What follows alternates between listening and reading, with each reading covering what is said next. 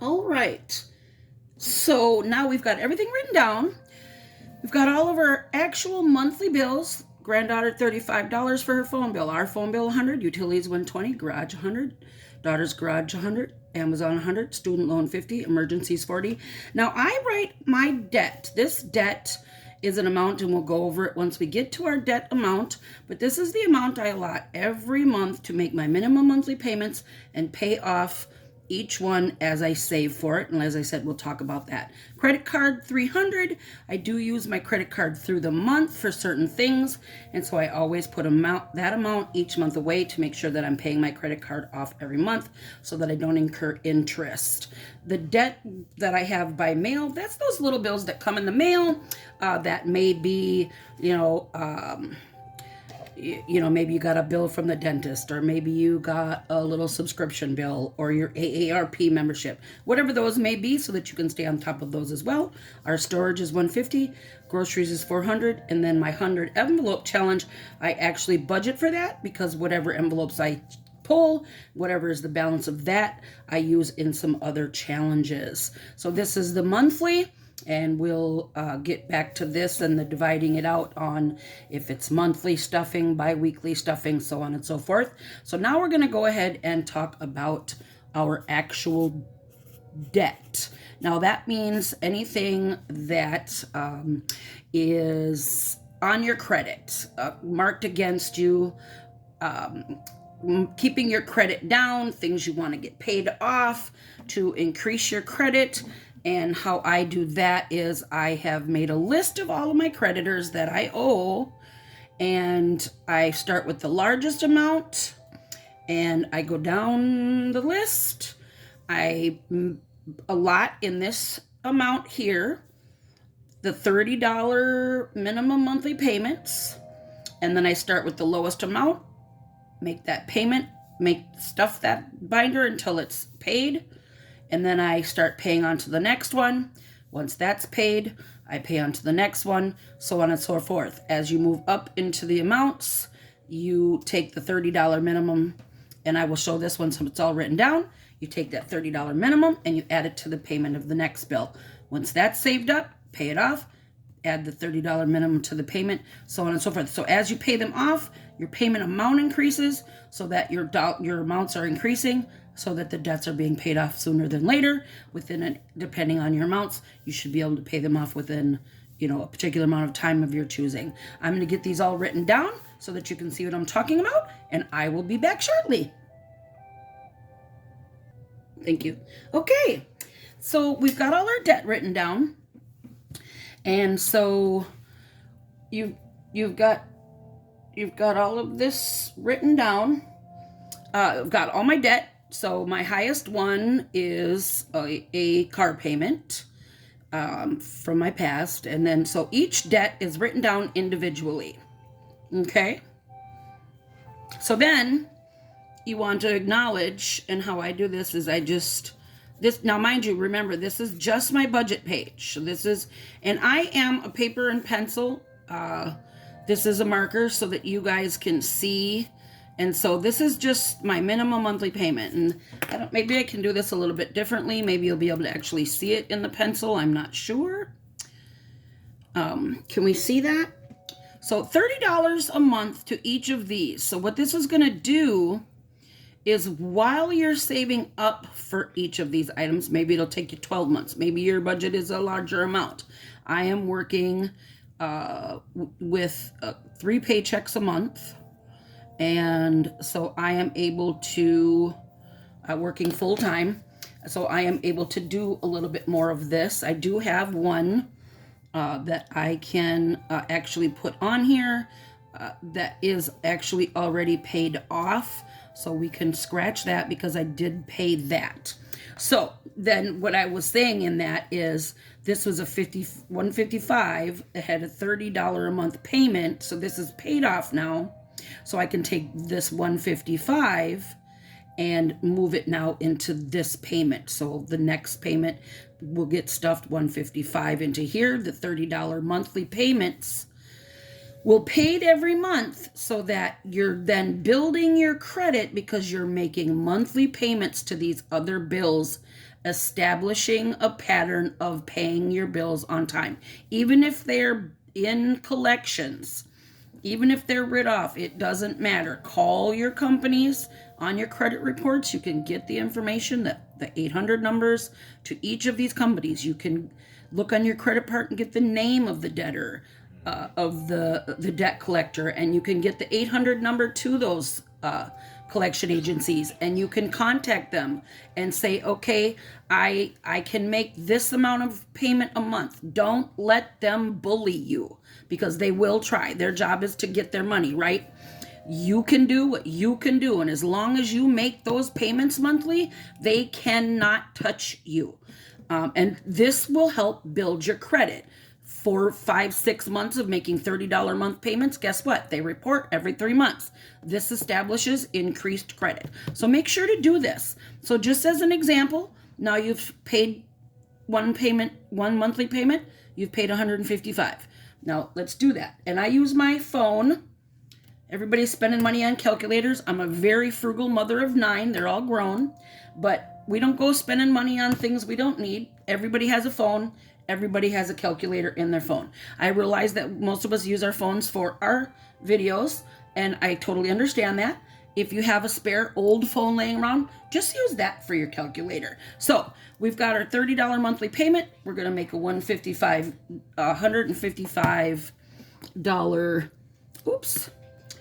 payment on that $275, and I'm just showing you that as an example. I'm not stuffing anything yet.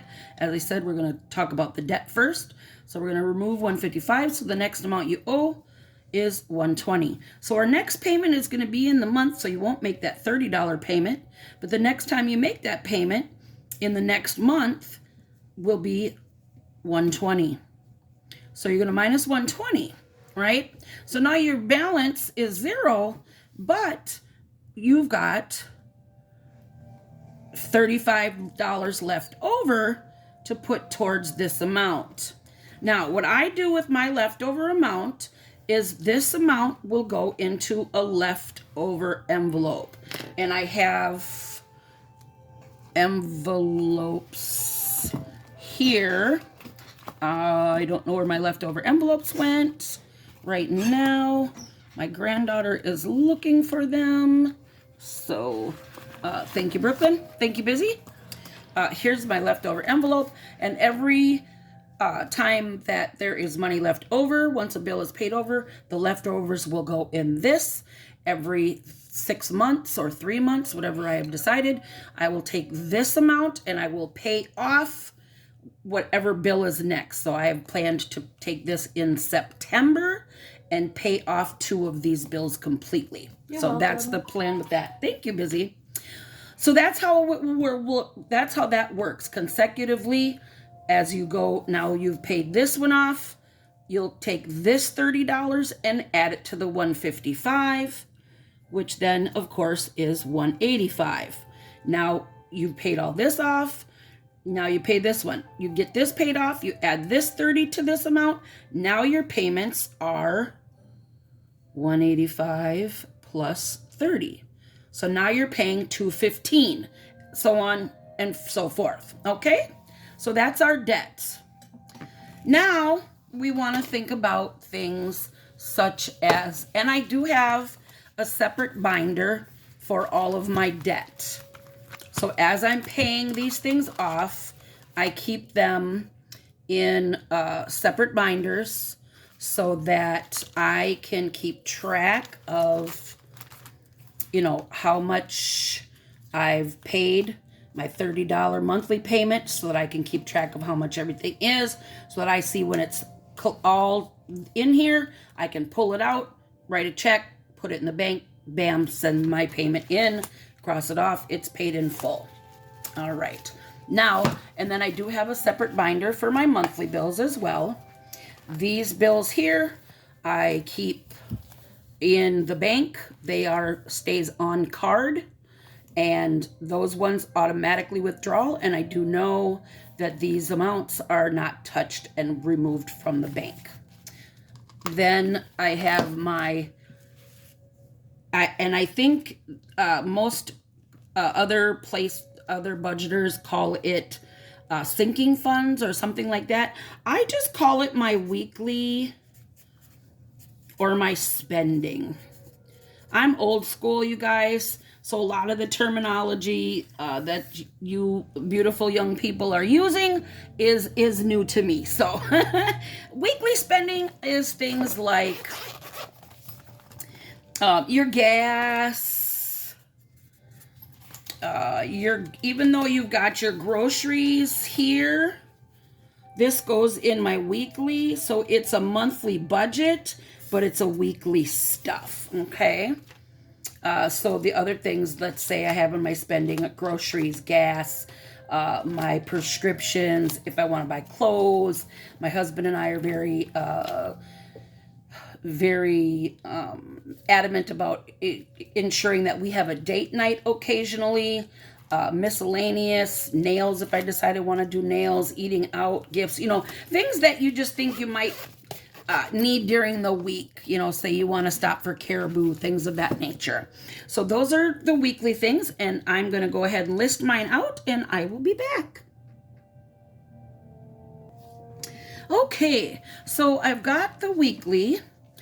So in our weekly, we've got gas, $200, my prescriptions, $200, clothes, we don't actually put anything in specifically. If there's leftovers, we'll put whatever amount we decide to put in there. Date night, I always put in $20. If we use it, we use it. If we don't, we don't. Miscellaneous, I always put in $20. I like to take a few of my grandkids that live here in the state out to, here and there. Nails is never an exact amount because I don't do them regularly. As you can see, my nails, I tried to learn how to do them myself and damaged them terribly. So now I just go in and get them done once in a while here and there.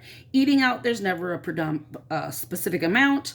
Gifts, there's never a specific amount. I kind of save in there a little more closer to holidays and things like that. We've got a couple of children that don't celebrate holidays, so that really isn't a big focus for us. And then our Tazzy Mazzy is our kitty, and he's very old, so he gets just money here and there. So then the next thing is our challenges. Oh, and then just one other thing. I do budget monthly for our groceries, but our groceries do get stuffed into our weekly binder because that's where we would utilize that amount. All right, so now next is our challenge amounts. And I do my challenge, that's not spelled right, challenge, and savings. My apologies. I'm drawing a blank on the word challenges right now. So I do my challenges and savings just a little bit differently. So I budget for my 100 envelope challenge. And as I said, I'm an older person, and so I'm frugal. Why buy things when you can reuse things you have? I have found these little sleeves. They're gift card sleeves, and you can get them from any store, Walmart, Aldi's, Kohl's, wherever sells gift cards. And I just grab a few here and there. And so they're all kind of cool, different ones. These ones are from Aldi's. I have ones from anywhere that has gift cards has these little sleeves, and they fit really nicely. Let me see where I might have $1 laying around. This is my challenge binder. So we'll just take $1 out of here. I mean, the mustache is cool. I got it from a little off of Amazon. The mustache came with some pens, place called Mr. Pen off of Amazon. No, I'm not they don't sponsor me or anything. It's just Busy said that's very cool, so I thought I'd show you. So these little envelopes right here, bang, look at that.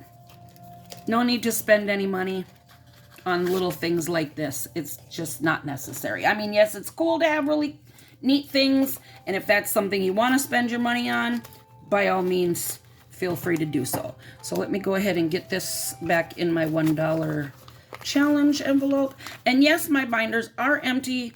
We had a family emergency at the end of December, and so what we did have in savings had to be used, unfortunately. So that is why that's empty. So back to my challenges and savings. I do these a little bit differently. I do have my $1 challenge. And that what that does is, as everyone else, I do, when I unstuff for the week, any ones I do put into the $1 challenge. I do not have a $5 challenge because I do have some other things going on. We are looking to purchase a home, and so we have a deposit savings. And then we are going to go on vacation in 2025, and so we are saving for that.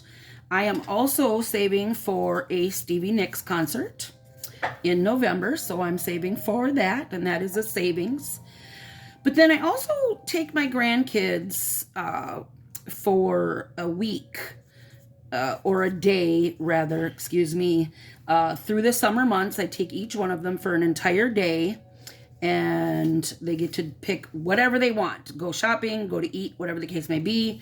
And so this is I guess a lot of people call it a sinking fund because this goes up and down. I'm not sure what you guys call that. However, now I have order of priority in my challenge, in my savings. These are savings and challenges. So my savings are in a priority order with things like if I don't pick a whole 200, say in my 100 envelope challenge, I pick a 6 and an 11. Well, now I've got all this money left, right, for my 100 envelope challenge. And so that would get distributed evenly into these 4 items in order of priority. And the first priority is bringing my father to his desired place of rest.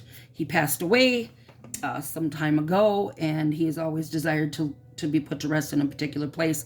And so that's the first priority. And then the second priority is our deposit, down payment, I guess you would call it.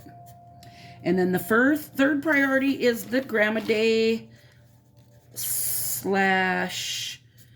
Stevie. And the fourth priority is hair. Now, how I do this part of things is, and let me get a different piece of paper because it's a little,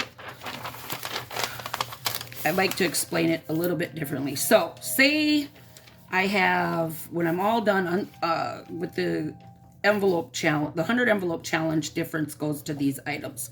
So say I have $73 left from the 100 envelope challenge, okay? So $73 gets divided in half, and $36.50 would go to my dad to rest envelope, okay? Then divide that in half. $18.25 goes to the down payment.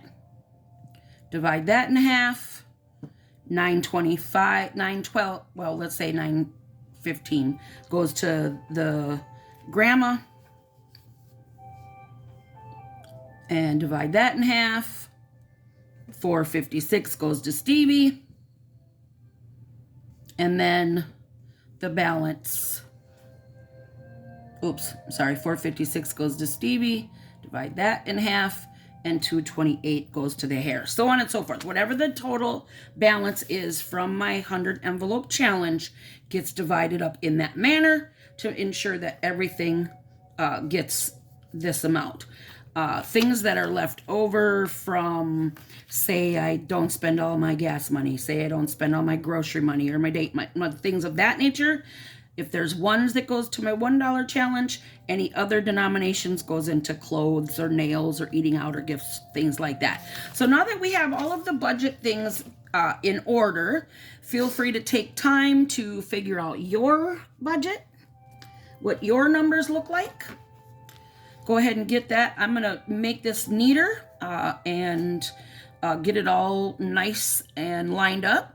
And then tomorrow we will go ahead and do all the division and explain how to, I will put this together on a monthly, I will put this together bi-weekly, and I will put this together tri-weekly so that everybody can see how to do things more easily for what might be pertinent to their income, whether you get it monthly, weekly, bi-weekly, bi-monthly, things of that nature. Okay, well, that's it for today.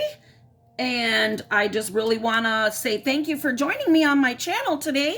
And it has been a pleasure. I hope you're learning a lot. It has been wonderful.